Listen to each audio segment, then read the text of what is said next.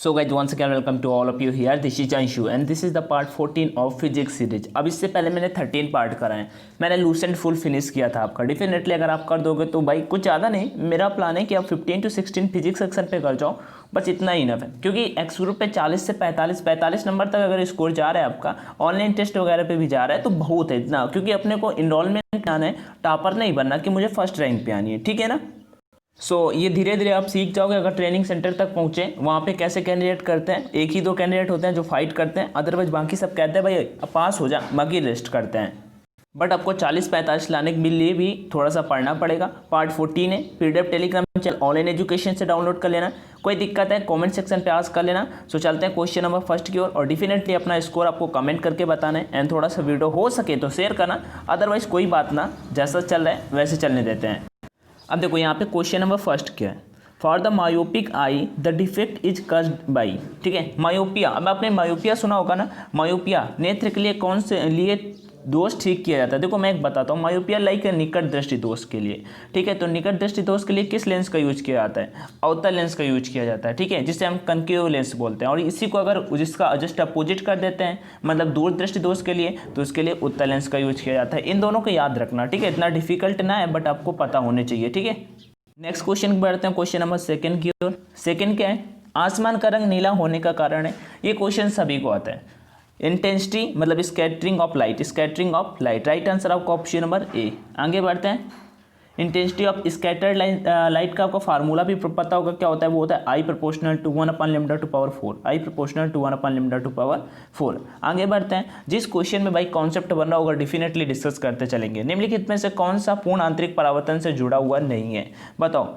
तो देखो मैं बताता हूँ, यहाँ पे ये जुड़ा हुआ मृग तृष्णा या मरीचिका का बना राजस्थान वगैरह पे, जहाँ पे दूर से मतलब वो चीज़ होती नहीं है वहाँ पे, बट वैसा कुछ दिखाई देता है। ऑप्टिकल फाइबर और ये आपका हीरे का चमकना, ये तीनों की तीनों जो घटनाएं होती हैं ये पूर्ण आंतरिक परावर्तन के कारण ही होती हैं, टोटल इंटरनल रिफ्लेक्शन के कारण ही होती हैं। बट डिस्पर्जन ऑफ लाइट, जो प्रकाश का परिक्षेपण होता है, ये एक अपने आप में मतलब है थ्योरी, इसका एक अलग ही थ्योरी होता है, ठीक है ना। प्रकाश का 7 रंगों में विभाजित होना वो हो जाता है। ये वहाँ पे नहीं है। तो पूर्ण आंतरिक परावर्तन की 3 घटनाएं आपको डेफिनेटली तीनों की तीनों पता होनी चाहिए। ये एक ऐसा क्वेश्चन है लाइट वाले चैप्टर से जहाँ से क्वेश्चन बन सकता है।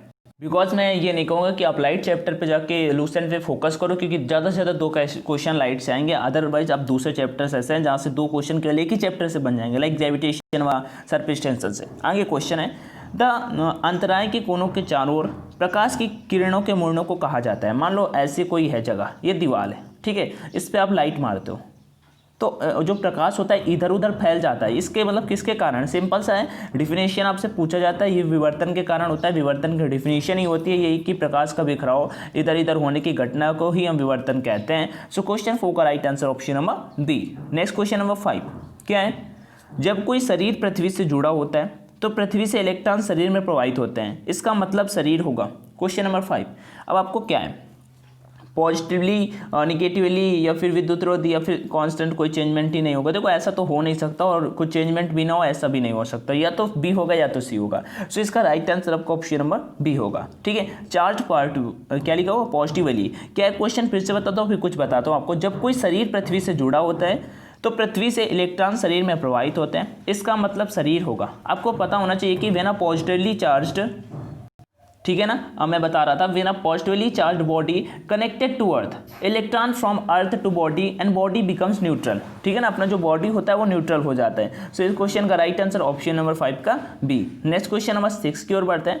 6 नंबर क्या है, एक तार का प्रतिरोध मीन्स रेजिस्टेंस आर है और उसे खींचकर तार की लंबाई दोगुनी कर दी जाती है तो नया प्रतिरोध होगा। सिंपल सा आपको फार्मूला पता होगा, R proportional to L square के होता है, जबकि एल को आपको कितना कर रहे हैं, डबल कर रहे हैं। तो कितना हो जाएगा भाई, 2 का स्क्वायर 4r, कितना हो जाएगा, आर कितना हो जाएगा, 4r हो जाएगा। नेक्स्ट क्वेश्चन नंबर 7 की ओर बढ़ते हैं। 7 नंबर क्या है कि कॉन्स्टेंटन और मैग्नीन मिश्रक एलाई का उपयोग, the alloy constant and manganin are used to manganese मतलब make standard resistance because they have, बनाने के लिए क्योंकि उनके पास होती है, क्या होती है पता है।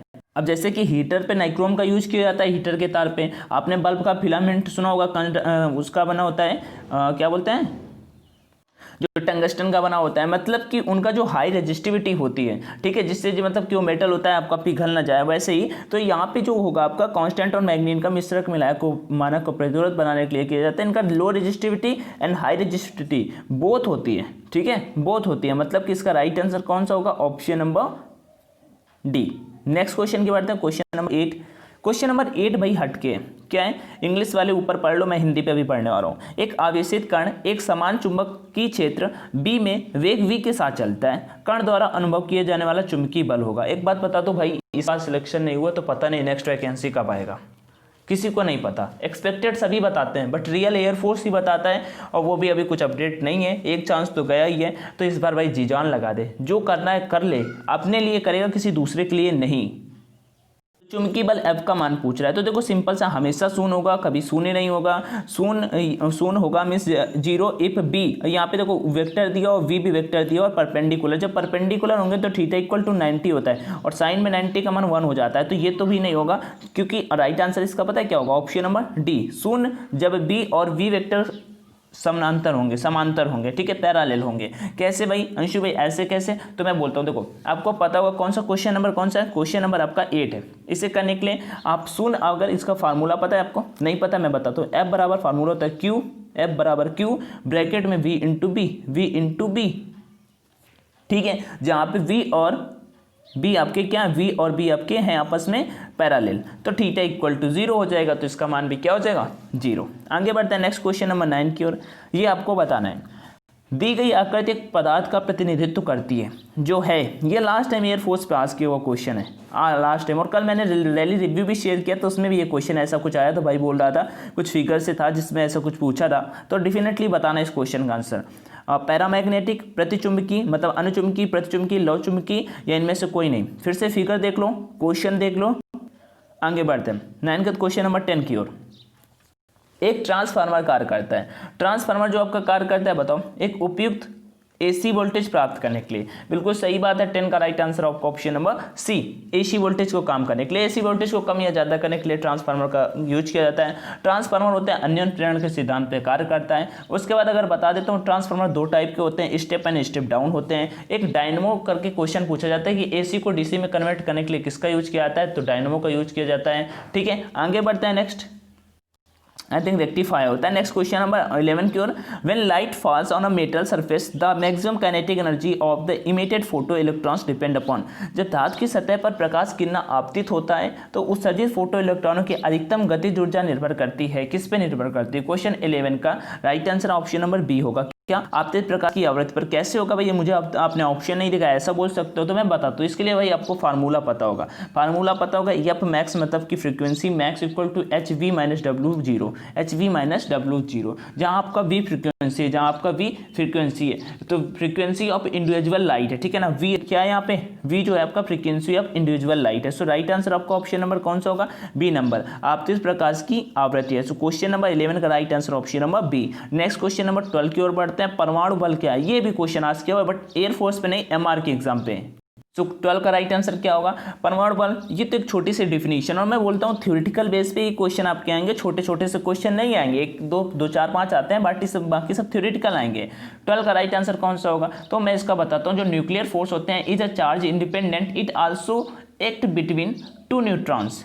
ओके, सो इसका right answer option number a ही हो जाएगा कि छोटे सीमा तक आकर्षक और आवेश निर्भर होते हैं, ठीक है। सो क्वेश्चन नंबर 12 का राइट आंसर ऑप्शन नंबर ए, ठीक है। क्या हो जाएगा, short range attractive and charge independent होते हैं। क्वेश्चन नंबर 13 की ओर बढ़ते हैं। 13 के अर्धचालक के प्रतिरोध का तापमान गुणांक होता है। अर्धचालक जो होता है उसके तापमान का प्रतिरोध का गुणांक हमेशा होता है, वो हमेशा निगेटिव ही होता है। वो कैसा होता है, हमेशा निगेटिव होता है। Why, because temperature coefficient of resistance, जो टेम्परेचर का कोफिशिएंट होता है रेजिस्टेंस का, ठीक है, इस निगेटिव फॉर सेमीकंडक्टर, सेमीकंडक्टर्स के लिए, अर्धचालक के लिए हमेशा निगेटिव ही होता है। सो इसका राइट आंसर आपका ऑप्शन नंबर कौन सा हो जाएगा, डी। क्वेश्चन नंबर 14 की ओर बढ़ते हैं। 14 नंबर क्या है, यदि दबाव P, वेग V और समय T, okay, pressure P, velocity V and time T को मूलभूत भौतिक राशियों को रूप में लिया जाता है तो बल का आयामी विमीय सूत्र होगा। फोर्स का यहाँ पे डायमेंशन पूछा है, कोई दिक्कत ना है भाई, दिक्कत नहीं है, बस आपको डायमेंशन निकालनी है। आपने क्लास 11 पे एक पहला चैप्टर पढ़ा होगा, उसी में ये वाला क्वेश्चन है, उसी चैप्टर में ये वाला क्वेश्चन है। क्वेश्चन 14 का राइट आंसर वैसे मैं बता देता हूँ, ऑप्शन नंबर ए होगा। P V square T square कैसे किया जाएगा वो भी मैं बता देता हूँ आपको। यहाँ पे मान लेना कि आप इस ये proportional to P to power X हो जाएगा, वी टू पावर एक्स हो जाएगा और टी टू पावर एक्स हो जाएगा। बस कुछ नहीं करना, इनको अलग अलग डिवाइड कर देना, इन दोनों को अलग कर देना यह प्रोपोर्शनल में, और उसके बाद यह प्रोपोर्शनल में वी और टी एक्स को अलग अलग कर देना है, और उसके बाद लास्ट में यह प्रोपोर्शनल में जो स्टार्टिंग वाला था P और T, PT को अलग अलग कर देना है। बस तीनों का डायमेंशन निकाल देना है। जो एक्स वाई जेड का जो मान आएगा, एक्स का मान आएगा आपका 1, वाई का मान आएगा 2 और जेड का मान आएगा भी 2। मतलब कि जाके वही मान उसमें रख देने हैं। तो एक्स का मान P की जगह पे 1, वाई का मान मतलब 2 और जेड का मान T मतलब T की जगह पे जो एक्स वाई जेड मान वैल्यू पुट किए थे ना, वहाँ पे जाके इसे मान पुट कर देने। सो राइट आंसर आपका ऑप्शन नंबर ए आ जाएगा। अगर नहीं समझ में आता तो भाई अंशु सिंह के नाम से अपना चैट ग्रुप है टेलीग्राम पे, वहाँ पे आओ, क्वेश्चन ड्रॉप करो, मैं उसका सॉल्यूशन भेजता हूँ। ठीक है, आगे बढ़ते हैं क्वेश्चन 15 की ओर। क्वेश्चन 15 तो आपको एनडीए के पेपर में देखने को मिल जाएगा। मतलब एक दो क्वेश्चन जो इजी आते हैं ना एग्जाम पे, उसमें से ये वाला क्वेश्चन होता है। 1 किलोवाट आवर इक्वल टू कितना होता है? तो 36 × 10⁵ जूल। ठीक है, अब कुछ जो रट्टा मार के जाते हैं ना, उनको होता है 3.6 × 10⁶ जूल में कंफ्यूज हो जाते हैं। अरे लगता है उन्हें ऐसा नहीं हो सकता, ये वाला राइट है कि ये वाला राइट है। पता लगा बोथ बी एंड सी थे और ये दोनों ऑप्शन थे, किसी ने ए बी पे मार दिया, सी पे मार दिया। इतना भी कोई मूर्ख नहीं होता, बट फिर भी भाई इक्का दुक्का निकल ही आते हैं। अभी चलो मैं आपके लिए कुछ बताता हूँ, फिर यहाँ पे बैक आते हैं। सबसे पहले परीक्षा नाम की ऐप इंस्टॉल करो। ठीक है, उसमें एयरफोर्स के लिए अभी भाई मतलब आपके एग्जाम के लिए 20 डेज के लिए कुछ नया किया गया है। उसके बाद आपको ये वाला इंटरफेस आएगा, फिर नेक्स्ट इंटरफेस ये वाला आ जाएगा, जिसमें आपको देखो एयरफोर्स एक्स ग्रुप के लिए 20 नए टेस्ट भाई लॉन्च किए गए एग्जाम के लिए रिलेवेंट। यहाँ पे देखो उन्होंने किया क्या, नवंबर स्पेशल्स कराए हैं और ये कल से सारे के सारे टेस्ट एक्टिव हो जाएंगे। नेक्स्ट यहाँ पे बोलूंगा तो एयरफोर्स एक्स ग्रुप के लिए भी 40 टेस्ट मिल जाते हैं, एयरफोर्स वाई ग्रुप के लिए भी 40 टेस्ट मिल जाते हैं। भाई 140 रुपए में और क्या चाहिए, किसी का घर लोगे क्या? ठीक है, और ये अपने लिए कर रहे हो, अपने खुद की पढ़ाई के लिए कर रहे हो, सेल्फ के लिए कर रहे हो, खुद ऑनलाइन एग्जाम ऑनलाइन टेस्ट देके 1-2 लाख कैंडिडेट में अपना रैंक एग्जाम देने से पहले ही जान पाओगे। इससे बेस्ट और क्या चाहिए? नेक्स्ट और बताता हूँ आपको। जैसे ही जाओगे तो यहाँ पे देखो, यहाँ पे एयरफोर्स एक्स एक सेकंड को, ये देखो यहाँ पे शो का ऑप्शन है, शो वाले ऑप्शन पे क्लिक करना। जैसे ही शो पे क्लिक करोगे तो आपको सामने ये वाला इंटरफेस कुछ खुल के आ जाएगा। तो यहाँ पे आपको कूपन कोड का ऑप्शन आएगा, तो कूपन कोड पे अपना ऑनलाइन D50 डालोगे तो यहाँ पे आपको 50% का डिस्काउंट मिल जाएगा। देखो coupon code applied and you have saved ₹149। मतलब भाई आप भौकाल है, 140 रुपये में 40 टेस्ट वो लगा सकते हो। और एक बार अगर खरीदे हुए हो ना तो एक्सप्लोर वाले ऑप्शन में जाके 110 रुपये आपको लगेंगे। 110 रुपये में सब टेस्ट जितने भी वहाँ पे हैं एयरफोर्स जो अभी नए टेस्ट ऐड किए गए हैं, अभी इस वाई ग्रुप एक्स ग्रुप के सब खरीद लोगे भाई। 140 रुपये आई थिंक कुछ भी नहीं होते भाई। हाँ, आपके अपने लिए प्रैक्टिस कर रहे हो, किसी दूसरे के लिए नहीं कर रहे हो। बाकी इसके रिगार्डिंग में कोई डाउट बने तो कमेंट सेक्शन में आस्क कर लेना, मैं जरूर रिप्लाई कर दूंगा। और बाकी ऑनलाइन प्रैक्टिस कर भाई यहाँ पे, क्योंकि एग्जाम रिलेवेंट कंटेंट मिल जाता है जो आपके एग्जाम के बेसिस पे आपको बहुत हेल्प करेगा। हाँ, सबसे बड़ी बात और बता देता हूँ, कूपन कोड अपना यूज करना, जितने दोस्तों से करा सकते हो कराओ। बाकी जितने लोग भी कराओगे आप लोगों के लिए अंशु भाई आप मतलब मैं कुछ सरप्राइज लेके आऊँगा। कुछ ऐसा नहीं जिसमें आपको चार्ज पे करना होगा, फिर आपको कोई चार्ज नहीं पे करना होगा बिफोर द एग्जाम। इनकी कुछ ऐसी चीज़ें लेके आऊँगा जो एग्जाम पे बिल्कुल फंसेंगी। मतलब 5-6 नंबर तो आप वहाँ से फंसा दोगे, और बिल्कुल लिख के दूंगा और क्वेश्चन देखना आप पाएगा वहाँ से। ठीक है, मतलब ये नहीं कि आपको रट्टा मारना पड़ेगा। मैं कुछ आप लोगों के लिए कर रहा हूँ, बट भाई थोड़ा सा टाइम लगता है तो मैनेज किया करो। ठीक है ना, आगे बढ़ते हैं नेक्स्ट क्वेश्चन नंबर 16 की ओर। 16 नंबर क्या है? A bird weight 2 kg and it's inside close a cage of 1 kg। मतलब एक बर्ड का वेट 2 kg था और उसका मतलब उसके केज जिसके भीतर थे उसका भी 1 kg था। तो एक पक्षी का वजन 2 किलो है और वह 1 किलोग्राम के बंद पिंजरे से अंदर है। यदि वह पिंजरे सहित उड़ने लगे तो पक्षी और पिंजरे का कुल वजन कितना होगा? 3 kg हो जाएगा। सिंपल सा है, 2 kg खुद था और 1 kg पिंजरे का, टोटल हो गया 3 kg। ओके, 16 नंबर का। अगर इसका और ज़्यादा कुछ बताने का वो है नहीं कि when the bird flies it pushes air down to balance its weight, so the weight of the bird and closed. Okay ना, सो डिफिकल्ट ना है, 2 और 2 + 1 = 3 हो जाएगा। आगे बढ़ते हैं नेक्स्ट क्वेश्चन, फिर न्यूमेरिकल है, कोई डिफिकल्ट नहीं, बस आपको फार्मूला आना चाहिए। 1 मीटर की क्षैतिज दूरी पर एक बड़े 50 किलोग्राम मीटर यहाँ पे दिया हुआ है, देखो यहाँ पे, और 50 किलोग्राम m का मान दिया हुआ, उनके सतहों के बीच घर्षण गुणांक यहाँ पे इतना दिया हुआ है, किया गया कार्य होगा। कोई दिक्कत नहीं, फार्मूला अगर पता है तो कर लेते। W बराबर फार्मूला होता है μgh, म्यू W बराबर μmgs। म्यू का मान पता है, एम का मान पता है, जी का पता है और यस का मान पता है। जी बराबर 10 रख देना या 9.8 रख देना, वो तो पेपर में दिया रहेगा। तो जी का मान, म्यू का मान 0.2 इंटू एम का मान 50, जी का मान 9.8 और यस का मान कितना था? यस का मान 1 था।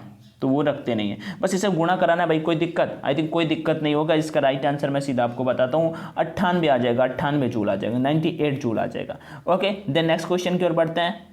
नेक्स्ट क्वेश्चन क्या है, 80 नंबर, क्या है, इफ़ अ लाइटर बॉडी, मतलब कि यदि एक हल्का शरीर जिसका द्रव्यमान m1 और वेग v1 और एक भारी शरीर जिसका द्रव्यमान m2 और वेग v2 है, दोनों की अगर एक ही गतिज ऊर्जा है तो m2v1 is less equal to m1v1, m2v1 is equal to m1v2 और m2v1 इक्वल टू m1v2 और m2v2 is greater equal to m1v1। क्या होगा क्वेश्चन नंबर 18 का राइट आंसर? देखो आपने एक फार्मूला पढ़ा होगा, P प्रोपोर्शनल टू 2me के, P प्रोपोर्शनल टू 2me की भाई, जहाँ पे if kinetic energy are equal, then अगर अपनी काइनेटिक एनर्जी इक्वल है, then P proportional to under root m के तो है ही, P proportional to under root m के तो है ही, ठीक है। सो यहाँ पे सिंपल सा है कि हैवियर बॉडी पॉजेस करती है लार्ज मोमेंटम में, सो इसका सिंपल सा हो जाए हो जाएगा कि m1 लेस इक्वल टू है m2 के, m1 लेस इक्वल टू है m2 के, यही हो जाएगा m1v1 और लेस इक्वल टू m2v2। मतलब कि राइट आंसर आपका कौन सा होगा 18 का? ऑप्शन नंबर ये हो जाएगा option number D, m2v2 is greater m1v1। Simple है ना? तो मैं तो उल्टा बोल रहा था, बट मैं सही बोल रहा था कि m1v1 less equal to m2v2। Right answer आपका ऑप्शन नंबर डी हो जाएगा। नेक्स्ट क्वेश्चन नंबर 18 का क्वेश्चन नंबर 19, पृथ्वी की सतह पर जी का मान भूमध्य रेखा पर सबसे कम क्यों होता है, कम होता है? क्योंकि भूमध्य रेखा पर अभिकेंद्री बल अधिकतम होता है। बिल्कुल सही बात है भाई, यहाँ पे इसका राइट आंसर यही हो जाएगा कि जो आपका जो सेंट्रीपिटल फोर्स होता है वो भूमध्य रेखा पे वैसे भी आपका मिनिमम होता है, ठीक है ना। तो ये राइट आंसर आपका ऑप्शन नंबर क्वेश्चन नंबर 19 का ए हो जाएगा। 20 नंबर, यदि एक आदर्श गैस का तापमान 3 गुना बढ़ाया जाए तो इसका RMS वर्ग मूलमान हो जाएगा √3 गुना हो जाएगा, √3 टाइम्स हो जाएगा। इसका फार्मूला आपको अगर पता हो तो कमेंट में बता सकते हो। 21 नंबर, एक क्वेश्चन है कि निम्नलिखित में कौन सी प्रक्रिया प्रतिवर्ती है, कौन सी प्रक्रिया प्रतिवर्ती है? 21। सो इसका राइट आंसर कौन सा होगा? वो होगा आपका option number D, isothermal comparison, जिसे समतापी संपीड़न बोला जाता है, समतापी संपीड़न बोला जाता है। क्वेश्चन नंबर 22 का आंसर आप सभी कमेंट में कमेंट करके बताना, मैं आपके आंसर का वेट करूंगा। एंसेशन जैसा भी लगाओ कमेंट में कमेंट करके जरूर बताना। परीक्षा पे ऑनलाइन टेस्ट लगाओ एंड अपना स्कोर जरूर बताओ। And thank you for watching the video. जय हिंद।